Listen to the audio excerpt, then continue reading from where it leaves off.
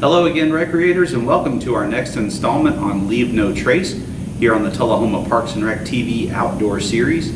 My name is Lyle. I will be your host through all of these videos.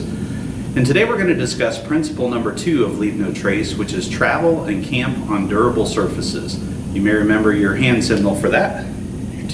Second principle, travel and camp on durable surfaces. So you'll see a lot of things on social media that romanticize the idea of taking the path less traveled, or to create your own path, blaze your own trail. While those are great ideas in philosophy, when you're out on a wilderness trail, it's not necessarily the best idea to get off of the path. Learning how to navigate trails is an essential component of backcountry travel. There are times when you'll need a map and compass or a GPS, but many established trails have blazes, such as this one on the Appalachian Trail. In earlier times, backcountry travelers would use rock cairns to mark paths, but it has been determined cairns can be disruptive to local ecosystems that depend on the rocks staying where they are. Some trails do still use cairns, so it's important if you find one, do not disassemble it. It could create confusion for hikers depending on them to find their way. Trail directional signage will also keep you on the right path.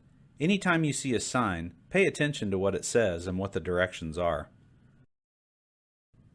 Most modern backcountry trails use simple markers or blazes to guide the way. They vary in color, size, and shape, and are used to mark various trails within one property, and they almost always mark the most durable surface to travel on there. Plan ahead and know what the blaze characteristics are for the trail you're taking. It could be the critical component to keep you from getting lost. The goal of principle number 2, to travel and camp on durable surfaces, is to help you enjoy your trip with minimal impact to the land. Severe damage can occur to sensitive environmental areas if you stray from the established trail. So if you've properly planned your trip and you follow established trailways, your outdoor adventure will almost assuredly be a success.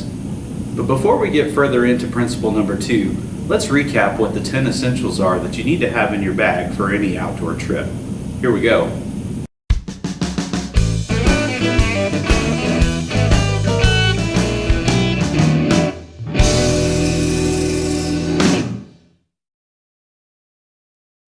The 10 Essentials list is based on the Mountaineers' 1930s climbing classes. The list has evolved from a classic approach to a systems-based approach. The basic premise is that there are certain items that you cannot make or find easily in the wilderness. These items are necessary to be able to respond to an emergency or to safely get you through an unexpected night on the trail.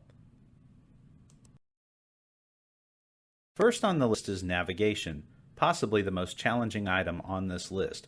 But having a basic knowledge of the principle that we call staying found will go a long way towards keeping you safe and on track. Second is illumination. Having a flashlight or some light source available to you if you get stuck on the trail at night could be a lifesaver. Keep a flashlight in your bag. Third on the list is sun protection. A hat, sunglasses, or sunscreen are great items to have in your bag to help protect you from sun. Fourth is nutrition. Having a little bit of extra food in your bag can make a difficult day on the trail much easier to manage. Consider how much you need for yourself and possibly another person. Your water supply is number 5. It's always a great idea to have an extra way to purify water with you on a backcountry trip. Sometimes water is not easily found. Bring plenty with you. Number 6 is insulation and extra clothing. Consider the weather and the conditions for the area you're going to be traveling in, and plan to dress and pack accordingly. Though fires are sometimes not permitted, it's always a good idea to have the ability to make fire with you, just in case an emergency situation arises. Number 8 is an emergency shelter. It's always a good idea to have something like this available to you. If you are going to carry one, carry enough cordage to put it up and practice with it beforehand. If an emergency arises, you'll be able to put it up quickly and efficiently. Repair kits and tools covers a lot of topics such as knives or other small wood tools, perhaps duct tape, a sewing kit, or any small items that you may need to help you get through a situation on the trail safely. Last is a first aid kit. The kit can be made any size that you need, for just you personally or for the entire group that's going with you. It's always a good idea too to know how to use everything that's in your kit.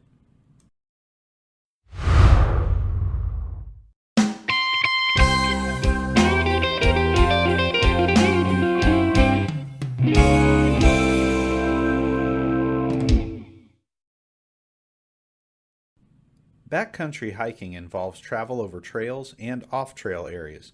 Land management agencies construct trails in backcountry areas to provide identifiable routes that concentrate foot traffic. Constructed trails are themselves an impact on the land. However, concentrating travel on trails reduces the likelihood that multiple routes will develop and scar the landscape. It's better to have one well-designed route than many poorly chosen paths. Trail use is recommended whenever possible. Encourage hikers to stay within the width of the trail and not take shortcuts along switchbacks.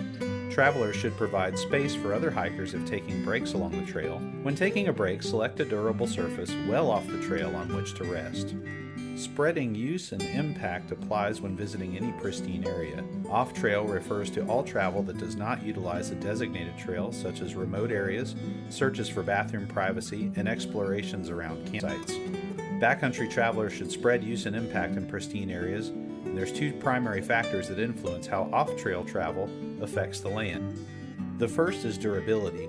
This photo shows this not a durable trail for this vehicle to be on. The second is frequency.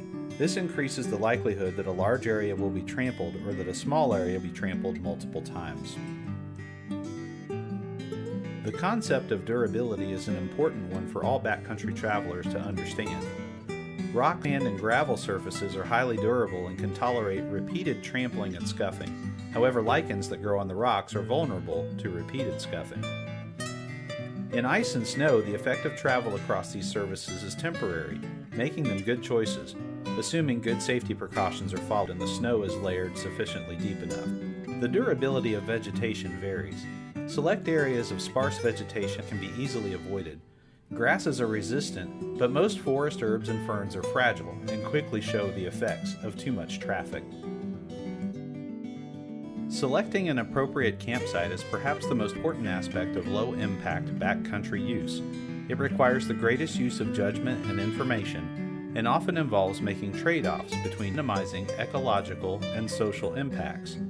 A decision about where to camp should be based on information about the level of use of the area, the likelihood of wildlife disturbance, and an assessment of your previous impacts or your entire party's potential to cause or avoid any further impact.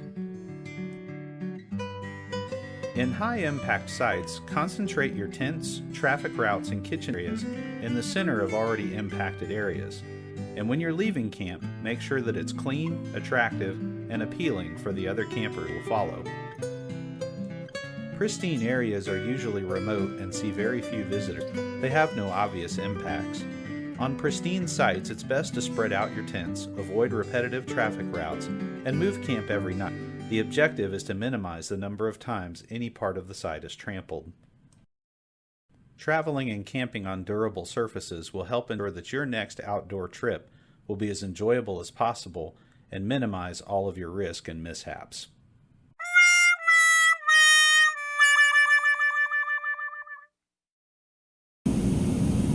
So that's it for today's episode on principle number 2. I hope that you've enjoyed it. So remember, in life, go ahead and take that path less traveled and go ahead and blaze your own trail. But when you're out in the wild, stay on the trail. Do us all a favor. Have a good day, practice leave no trace, and be safe out there. We'll see you next time.